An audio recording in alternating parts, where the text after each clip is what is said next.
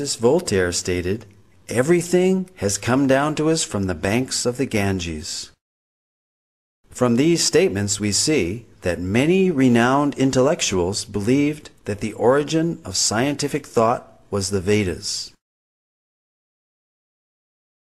The Vedic literatures contain descriptions of advanced scientific techniques, sometimes even more sophisticated than those used in our modern technological world. Modern metallurgists have not been able to produce iron of comparable quality to the 22-foot-high Iron Pillar of Delhi, which is the largest hand-forged block of iron from antiquity. This pillar stands as mute testimony to the highly advanced scientific knowledge of metallurgy that was known in ancient India. Cast in approximately the 3rd century BCE, the 6.5-ton pillar over 2 millennia has resisted all rust and even a direct hit by the artillery of the invading army of Nadir Shah during his sacking of Delhi in 1737. Vedic cosmology is yet another ancient Vedic science which can be confirmed by modern scientific findings, and this is acknowledged by well-known scientists and authors such as Carl Sagan and Count Maurice Maeterlinck, who recognized that the cosmology of the Vedas closely parallels modern scientific findings. Carl Sagan stated, "Vedic cosmology is the only one in which the time scales correspond to those of modern scientific cosmology." Nobel laureate Count Maurice Maeterlinck wrote of a cosmogony which no European conception has ever surpassed. French astronomer Jean-Claude Bailly corroborated the antiquity and accuracy of the Vedic astronomical measurements as more ancient than those of the Greeks or Egyptians, and that the movements of the stars calculated 4,500 years ago does not differ by a minute from the tables of today. The 90-foot-tall astronomical instrument known as Samrat Yantra, built by the learned king Suwai Jai Singh of Jaipur, measures time to within 2 seconds per day. Cosmology and other scientific accomplishments of ancient India spread to other countries along with mercantile and cultural exchanges. There are almost 100 references in the Rig Veda alone to the ocean and maritime activity.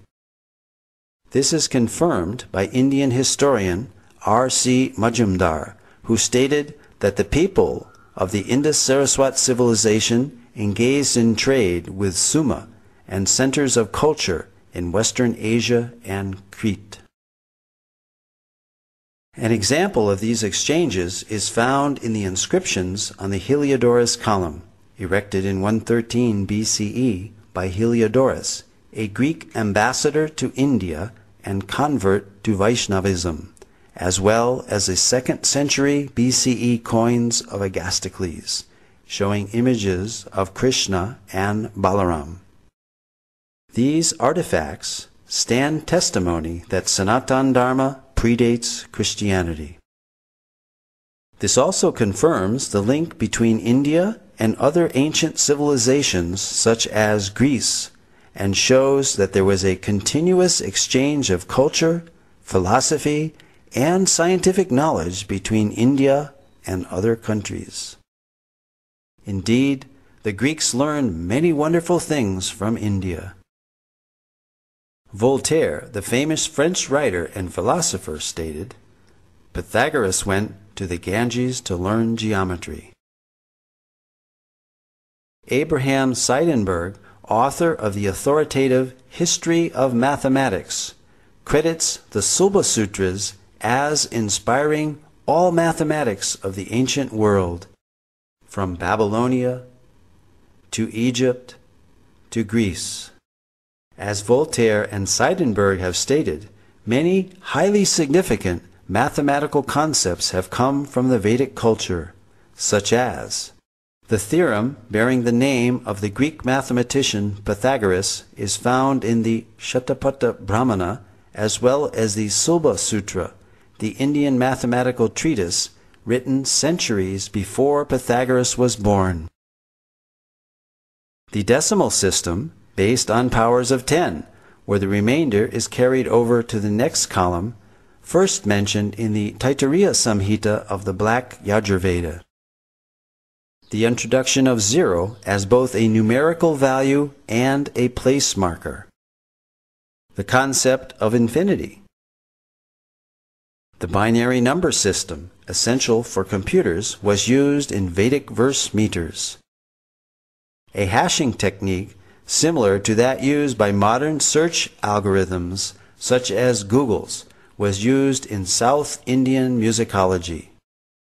From the name of a raga, one can determine the notes of the raga from this Katapayadi system.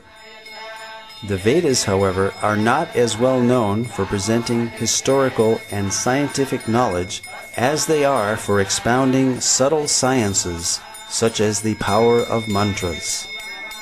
We all recognize the power of sound itself by its effects, which can be quite dramatic.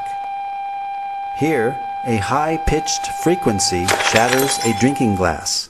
So, we can easily understand that loud sounds can produce substantial reactions. It is commonly believed that mantras can carry hidden power, which can in turn produce profound effects. The ancient Vedic literatures are full of descriptions of weapons being called by mantra. For example, many weapons were invoked by mantra during the epic Kurukshetra war, wherein the Bhagavad Gita itself was spoken. The ancient deployment of Brahmastra weapons, equivalent to modern-day nuclear weapons, are described throughout the Vedic literatures. Additionally, mantras carry hidden spiritual power which can produce significant benefits when chanted properly. Indeed, the Vedas themselves are sound vibrations in literary form and carry a profound message.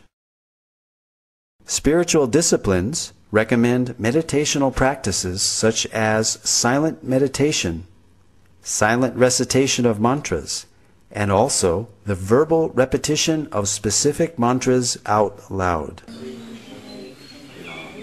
A clinical test of the benefits of mantra chanting was performed on 3 groups of 62 subjects, males and females of average age 25. They chanted the Hare Krishna Maha Mantra 25 minutes each day under strict clinical supervision. Results showed that regular chanting of the Hare Krishna Maha Mantra reduces stress and depression and helps reduce bad habits and addictions.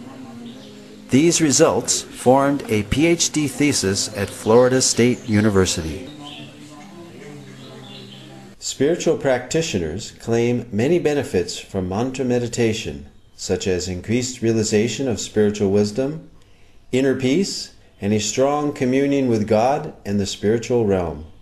These effects may be experienced by following the designated spiritual path. Most of the evidence given in this presentation is for the apara vidya, or material knowledge of the Vedic literatures.